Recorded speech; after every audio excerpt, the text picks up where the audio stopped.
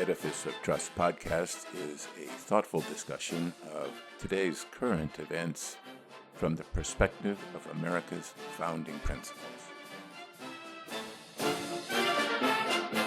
Welcome. From heart-pumping music to head-thumping commentary. Hello, everyone. Internet news sites and magazines have been raising the warning flags on the recent rise in the popularity of socialism in America, and specifically the rise of politicians and candidates affiliated with the Democratic Socialists of America. And these leftist candidates in local, state, and midterm elections have been firing up their base with a plethora of supposedly left-wing and socialist policies designed to increase the blood pressure of door-knocking white college graduates, both unemployed and underemployed, who make up the majority of the fervent supporters of socialism and even communism, even though they don't really understand the difference. But I am confused by many of these policies and why so many people support them. Socialism is, after all, an economic system, or more correctly, an economic theory, that its proponents assert could and should be adopted by almost any ethnic or cultural society around the globe. As an economic theory, however, socialism can easily be disproved, both intellectually, by the writings of Adam Smith, Friedrich Hayek, Milton Friedman, and many others, and factually by the historical experiences of Venezuela, Cuba, the Soviet Union, and many others.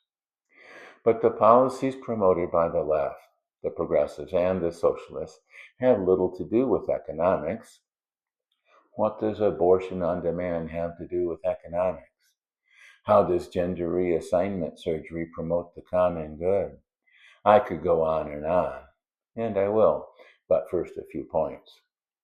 The Democratic Socialist mayor of New York City, Zoran Mamdani, recently urged people to, quote, replace the frigidity of rugged individualism with the warmth of collectivism. By this he means promoting the public good over personal self-interest.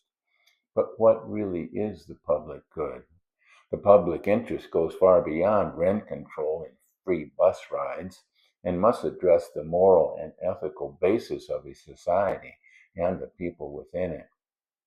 For example, the decision to abort a fetus, as a law recently enacted by the leftist governor of Massachusetts allows up and until live birth, is not a collective decision. It is an individual decision.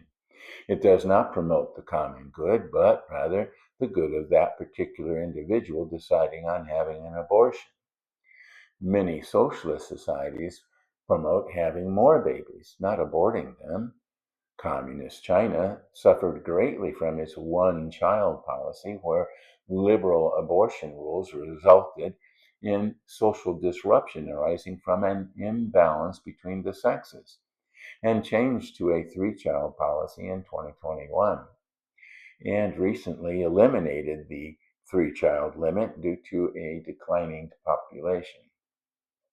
In Romania, under the communist regime of Nicolae Ceausescu, Decree 770 in 1966 made abortion and contraception illegal and subjected women of reproductive age to strict state surveillance.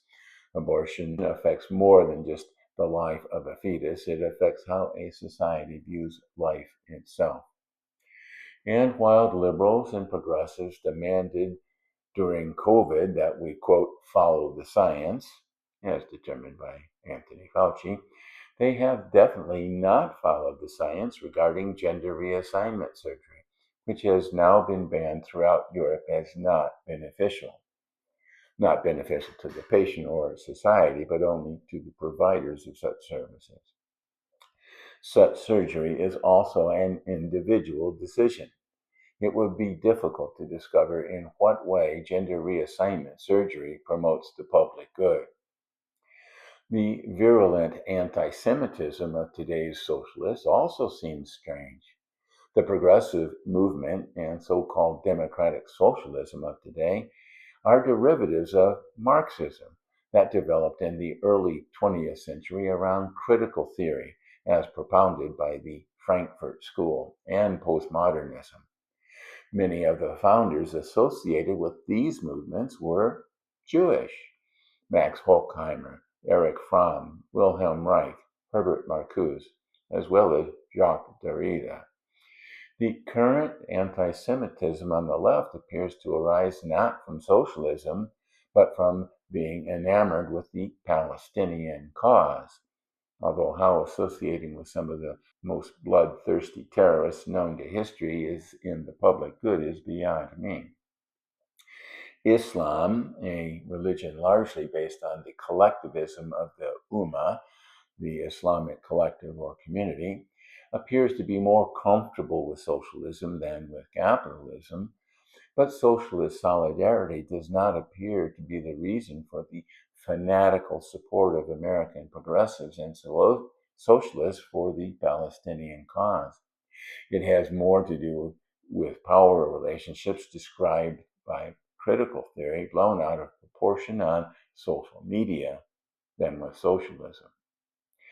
I showed in my previous commentary, Socialism Upended, how the Israeli kibbutzim, socialist farming communities, failed because many of their socialist principles went against human nature and were unsustainable. The kibbutzim lacked the power of government to enforce the policies that their socialist ideals demanded. The public good, as defined by socialists, needs the force of a powerful government to work, even in the short term. In the long term, it has always failed. It makes you wonder why so much force is required to promote the supposed public good of socialist theory.